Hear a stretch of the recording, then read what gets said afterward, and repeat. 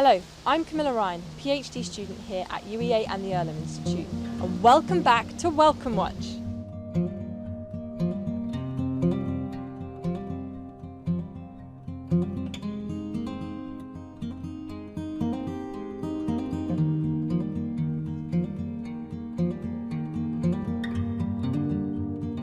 Today we're learning about fantastic fungus, and here to tell us more is UEA student Lottie. Hello Lottie. Hello, good morning. So Lottie, tell us why you're interested in fungus. So fungi are amazing. I think they're amazing organisms, and both their biology is incredible, but also I find the folklore past of fungi amazing. So one of my favourite examples of this is fairy rings, which you can find at UEA, and they are a type of fungus that grow in circles, and they can be quite big circles or small circles, and I really love the magical element of them because many people for centuries believed that these were created by fairies, and that the fairies would dance around these circles, and they trapped and they dance around these circles forever until they die. And there are other things like people thought they were created by shooting stars, people thought they were portals to another fairy world, and in Germany they herald spring, and in other countries they are fairy umbrellas or seats for fairies to gather around. So there are loads of different amazing intricate details that have been written about them for ages. It's amazing. Fantastic. And so far, have you seen any fairies? I haven't seen fairies. I've seen plenty of fairy rings, so they're probably out there, you don't know, but I haven't seen any fairies, unfortunately, no.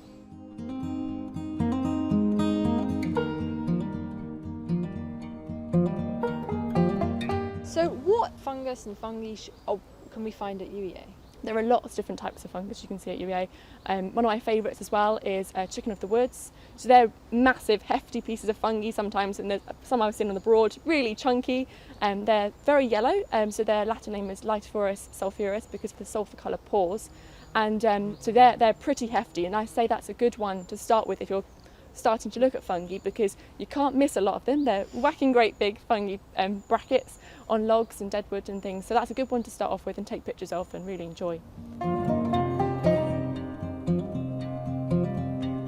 Are there any others that you know of that people can have a look out for? So Earthstars, another favourite, because they're magical as well, because they're stars, so that's what really gets me excited. I think the magical element of it. But yeah, when it rains, so it probably rains quite a lot in the UK, they unfurl to create shapes of stars, and that's a really great one to see. So yeah, Earthstars definitely one. Brilliant, and we can find those all at UEA? Yeah, you can find that in UEA as well. Yeah. Fantastic. Well, thank you so much, Lottie. You're very welcome. To tell us more, I'm now joined by Professor Kay Yeoman. Hello. Hello. So could you tell us a bit more about your role at UEA? So I am a microbiologist and I teach the fungi as part of the Biological Sciences degree programme, and as well I'm also academic director of learning and teaching enhancement at UEA, so some of you may have seen me in some of the online courses that you might have done recently. But fungi are your true passion? Yeah, absolutely. I absolutely adore fungi. I've been teaching fungi for over 20 years.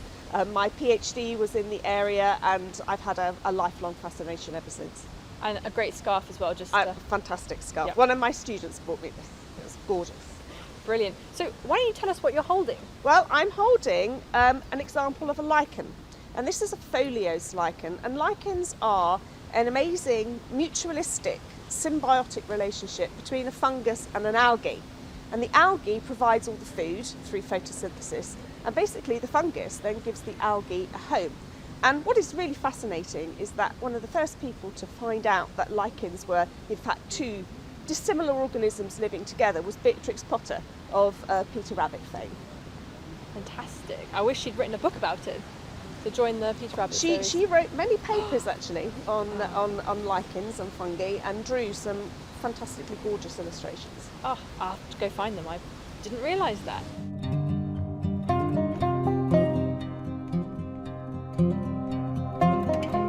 So could you tell us what other fungi and we might be able to find at UEA? Well, we do have hundreds of different individual species here at the university. One of the rarest ones that we have, which is a red list species, is Rhodotus palmatus, which is the apricot fungus. And that is a species which we notify when we find it on the campus. But one of the others that you can find is the birch polypore. We have a lot of silver birch trees on campus, and the birch polypore is a pathogen, so it would actually kill the silver birch tree over time. But you see these large fruiting bodies, and they're bracket fungi, so they don't have gills underneath like many of the fungi that you see. They have these pores, and it's a tan colour on top. But when they're very new, they appear as kind of these white ball-like structures on the trunk of the tree.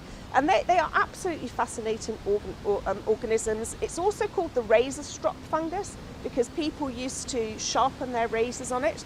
But even more excitingly, some of the birch polypore was found on the Iceman, and it was thought that it was used as a styptic to kind of help stem the flow of blood and to close wounds over.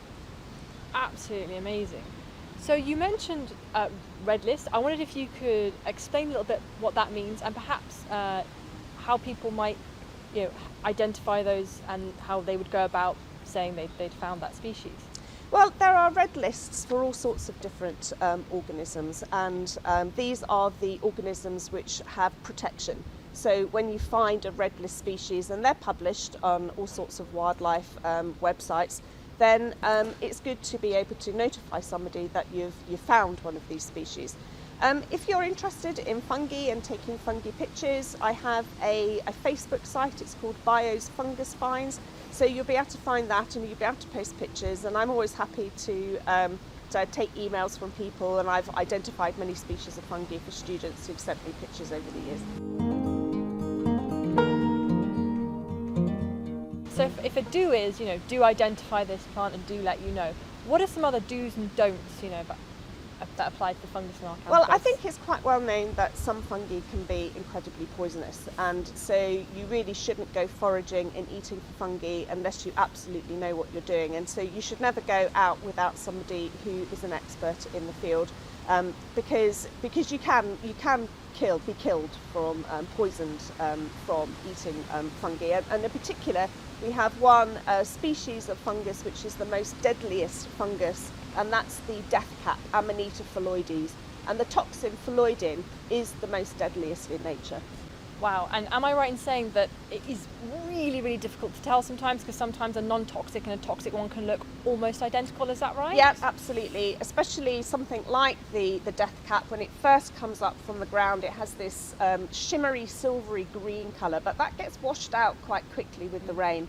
And it also has a little ring around the stem or the stipe, but the slugs can nibble that off. And so if it's washed out with the rain and the slugs have nibbled off the little ring, it can look like very similar other edible species which you can find. And people do mistake it, and we do have fatalities. So don't eat them, but definitely take some photographs and check out the Facebook page and email you and identify away. Yes, absolutely. And enjoy the wildlife, enjoy looking for fungus. They are beautiful and fascinating.